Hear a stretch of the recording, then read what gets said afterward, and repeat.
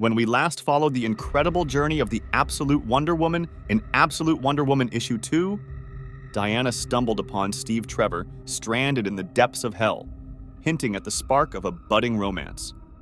Now, in the present day, Wonder Woman has triumphed over Harbinger Prime, only to face the ominous arrival of the Tetracide. The Harbinger was merely a precursor. It's the Tetracide that truly embodies terror, for the Tetracide leaves absolute devastation in its wake. Diana's ultimate foe has emerged, and it will demand every ounce of her strength and courage to protect Gateway City from utter destruction. The opening scene introduces Barbara Minerva, marking the pivotal moment when Diana begins to fully embrace the mantle of Wonder Woman. Shortly after, we witness Diana briefing military officials explaining, "The Tetracide doesn't just kill, it manipulates its victims by stripping away their fear, making them oblivious to its true danger. That absence of fear is the beginning of its victim's end." The creature then releases a piercing, resonant sound that travels for miles, irresistibly drawing people toward it, like moths to a flame. So powerful is the sound's allure that those entranced by it will do anything to reach its source, even walking willingly into the jaws of the Tetracide, meeting a slow, excruciatingly horrific fate. An unimaginable fate looms over the entire city unless Diana can persuade everyone to evacuate in time. Wonder Woman then confronts the Tetracide and delivers the same ultimatum she gave Harbinger. "Leave now and never return, or face a hard, painful death by my hand." The Tetracide responds defiantly, slamming its tentacles into the ground as a clear rejection of her terms. Without hesitation, Wonder Woman hurls her sword straight into the Tetracide, embedding it deep within its massive form. She follows up by binding the beast tightly with her magical lasso.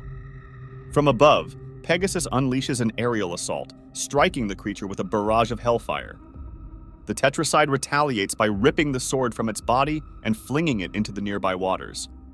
Diana draws her enchanted axe and manages to sever several of the Tetracide's tentacles, but the beast counters by grabbing her arm, setting the stage for a memorable moment. In a flashback, we are taken to the Wild Isle, where Steve and Diana are locked in battle against the monstrous five-headed Hydra. The scene shifts to the aftermath of the Hydra's defeat, where Steve shares a poignant moment, reminiscing about Gateway City and how it reminds him of his mother in ways that make him yearn for home. Motivated by his longing to return home, Diana resolves to find a spell that can return Steve to his homeland, and she eventually discovers one. However, Circe warns her that the spell demands a significant sacrifice, a cost Diana calmly assures her she is prepared to pay. Later, we see Diana cloaked in a deep red robe, sitting by a fireside in quiet reflection, contemplating the person she is destined to become. With an enigmatic object lying before her, what it is has not yet been revealed. Circe awakens, and Diana confides in her, acknowledging that while she accepts her destiny as a great warrior, if she is truly meant to be humanity's savior, as Circe claims, she cannot afford to fail in her first mission, bringing Steve back to his world. Diana continues, stating that if their belief in her greatness as a warrior is true, then sacrificing her dominant arm, as required by the spell to send Steve home, was a price worth paying. Without hesitation, we learn that she tore off her own arm.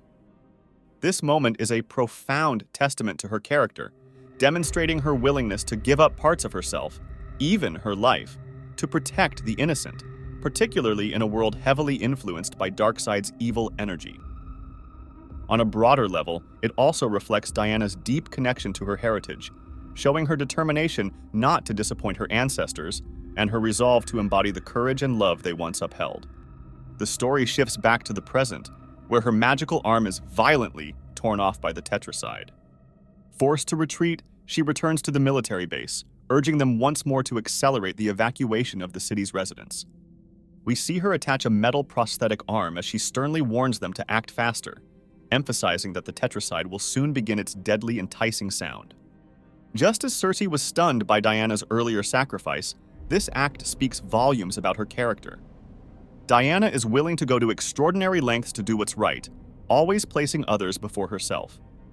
It may be extreme, but it underscores the immense challenges Diana faces in a world corrupted by Darkseid's influence, further highlighting the strength of her moral convictions. Next, Barbara and Diana finally cross paths. Barbara's arrival was inevitable, though. After all, no Wonder Woman story feels complete without a Barbara tied into its legacy somewhere along the way.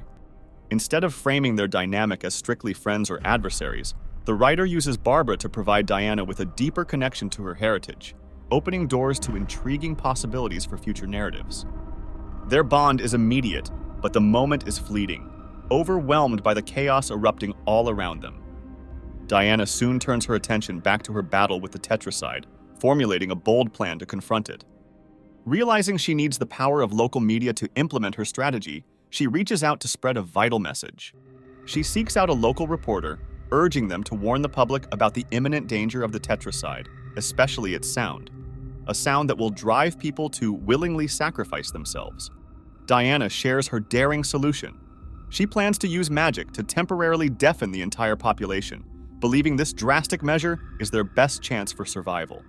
While she acknowledges that some may panic, she trusts in the innate kindness and compassion of the people to see them through. This pivotal moment also marks the first time Diana refers to herself as Wonder Woman. In the final panel, after ensuring her message will be broadcast on a continuous loop, we witness her casting the spell over the city, setting her plan into motion.